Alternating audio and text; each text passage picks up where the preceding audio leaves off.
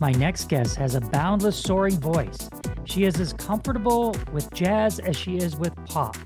Her album, My Voice, showcases original work along with a cover of one of my favorite desert island songs, Insensitive, written by Jann Arden.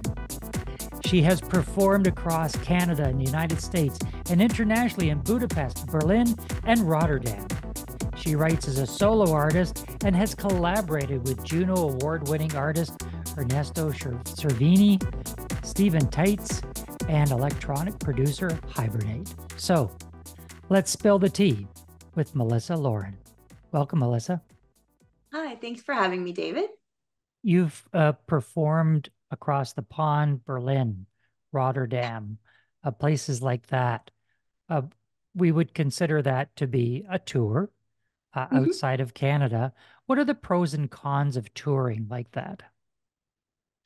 Well, budget, really. We're so fortunate with Canada to be supported. I've been so fortunate to have grant support from Factor, which is huge. They're amazing. Canada Arts Council.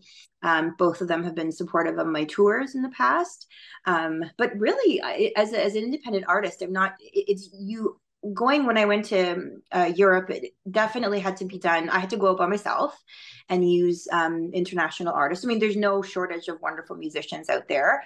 So that's definitely one of, but that's still can be a con because it all involves a lot of kind of pre-planning, and you're working with musicians that you haven't done all the material with. So it's like starting fresh every show. That's definitely a con, but it can be seen as a pro too, because there's this like spontaneity and creative process that's good. But yeah, so that's interesting. The tour management part is definitely hard as well. I've gotten so much better at it. Just me really paying attention to details, which I just would miss. Accounting for travel time and not leaving everything down to just, you need a bit more of an hour wiggle room. I've definitely gotten better at that. And so that's my least, the actual planning part is my least favorite, but I love my favorite thing now about going out on tour. When we went out with the last album to the States and parts of Canada was the run, how well it gets. If you're going, I would go out with the same musicians. By the end of it, you're so comfortable with it. You know what you're doing. You don't have to start at the beginning each time you do a show, and that the magic that just happens. It's different every night, but also you're more confident with it. Many artists have ups and downs through their career. What's the big challenge that you see for an artist today? Well, I mean, the pool is so big. There's not, I think, like I mentioned earlier, in terms of, so few of us, there's so many wonderful artists. There's not everyone is able to connect with management. I know there's pros and cons to the management side too, but just kind of go off of what I was saying earlier, artists ends up having to blindly kind of do a lot of the stuff that you have to have a million different jobs. You have to know how to do publicity. You have to know how to do economics. You have to know how to do time management, put yourself on a schedule. You have to learn how to treat it like a job. I mean, I guess it looks good on a resume, really, because you have all the skills. But that's a huge challenge, I think, learning how to navigate social media. So many people spend years on their craft and they develop a wonderful craft, but then it's like, whoa, but I have no music I've put out there yet. Nobody knows how to find me, and I'm not getting any gigs. And then they have to start doing all the extra stuff. So that's hard, learning how to do many different skills related to the industry. It's a different world than it was, even 20, 30 years ago, when there was different jobs that they were managers, they were the labels, there were the studios, the songwriters, and then there were singers, I mean, thinking back like the Motown days and then earlier but yeah, so that's one big challenge, I think, for sure. So around your house, Nathan is a artist in his own right. You are an amazing artist. Is there ever competition in the house? You got more plays. I got more plays. I did this. I can sing better than you. Is there any, is there, is there any competition? No, not for that. Strangely enough, I unless it's very, very subconscious. Wait a minute, how did you get like that funding and I didn't? Wait a minute, that festival canceled on me and I didn't on you. I maybe there's some little hints of subconscious stuff that happens, but I don't. In terms of our musical accomplishments, no. What we do have competition over is the oral space in the house. So he because he's definitely like he's a full-time musician through and through. He does that. He's a side guy. He plays with all different musicians. He's a studio guy, so he gets hired for that. He has to record at home for things.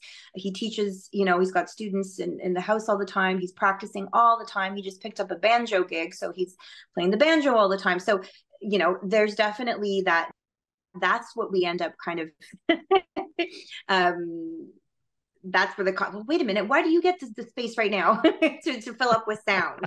I think that's more where we get into competitions. Well, so time and space competition. Time and space, which I guess is like husband and wife.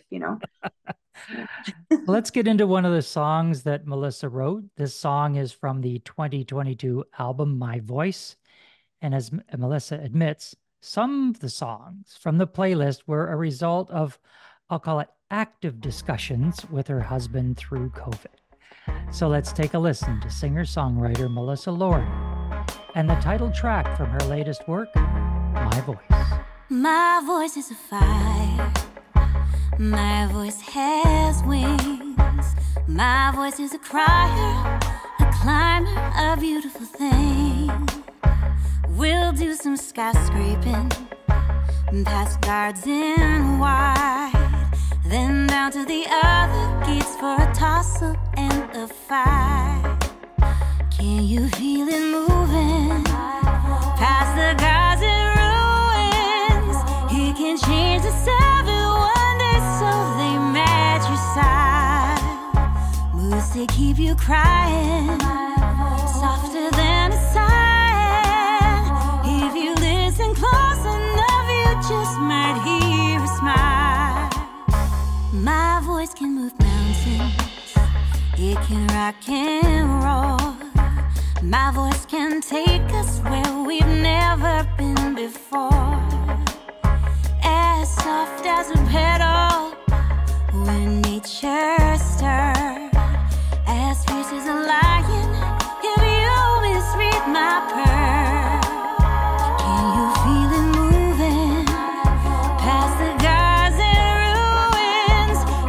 Change the 7 wonders so they match your style. Moves to keep you crying, softer than a sigh. If you listen close enough, you just might hear a smile.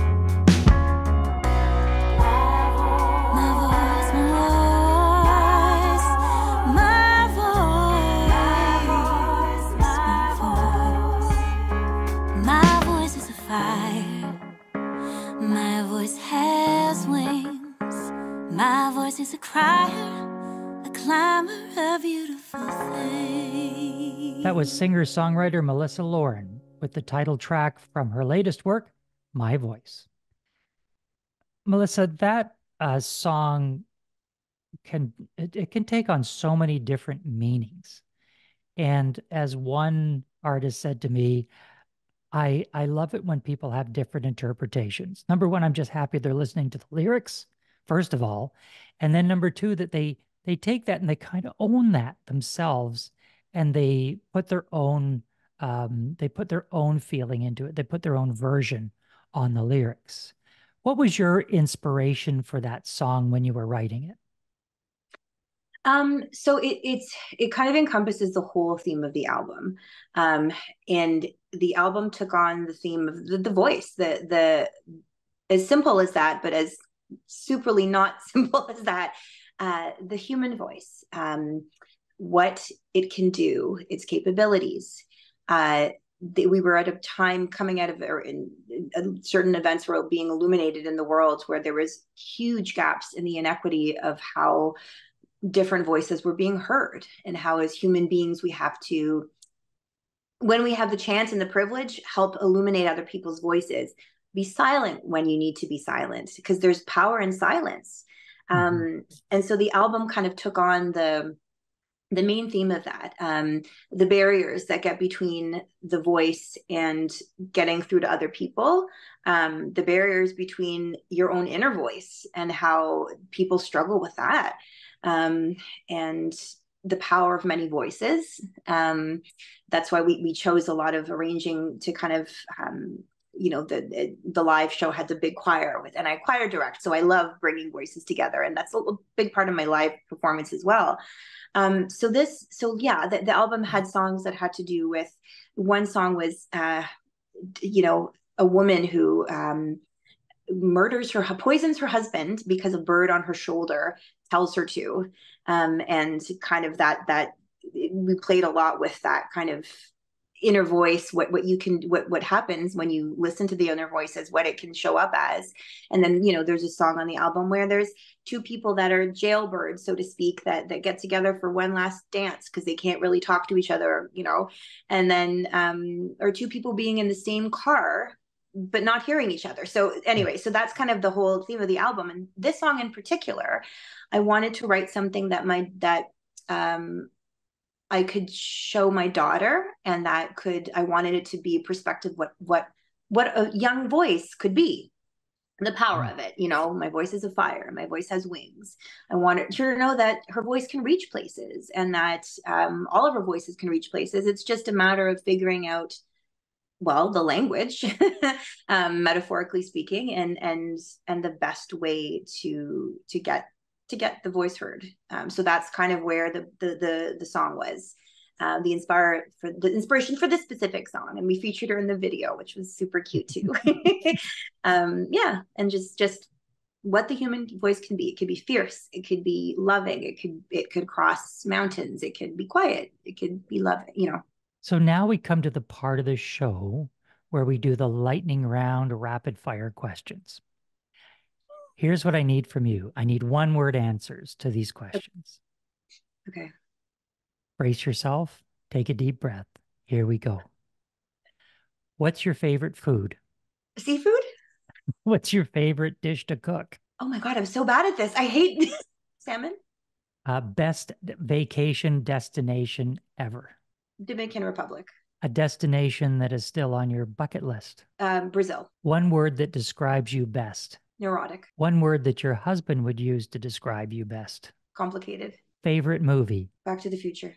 Favorite desert island song that's not one of yours and not one of Nathan's? Elvis Presley, I Can't Help Falling in Love with You. What's your guilty pleasure? Louis, potato chips and Louise Penny novels. Who's your hero? My dad and mom. What's Nathan's birthday?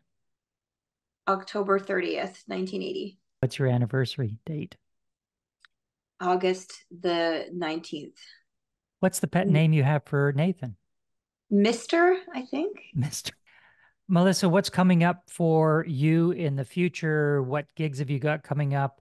new releases, new songs, new projects, tours, concerts. Give us an update. And then upcoming in terms of recording, I'm slowly putting together new songs for a new project. I've been working, like I mentioned, in the field of addictions and mental health. And the first song that we'll be recording is with a brilliant clinician and therapist and writer, and wrote a song called Old Friend that we are going to record at the end of the month. It takes the perspective of what would, if your addiction came back as an old friend, and the funds from the Bandcamp proceeds will go towards my work, Renaissance, and foundation. So that's something to look out for. You can follow me on all the socials, and all that information is there. Melissa Lauren 3 on Instagram and TikTok and all those things. And then my website is melissalaurenmusic.ca. We've been in conversation with Melissa Lauren. Melissa, thanks for being with us. Thank you so much for having me.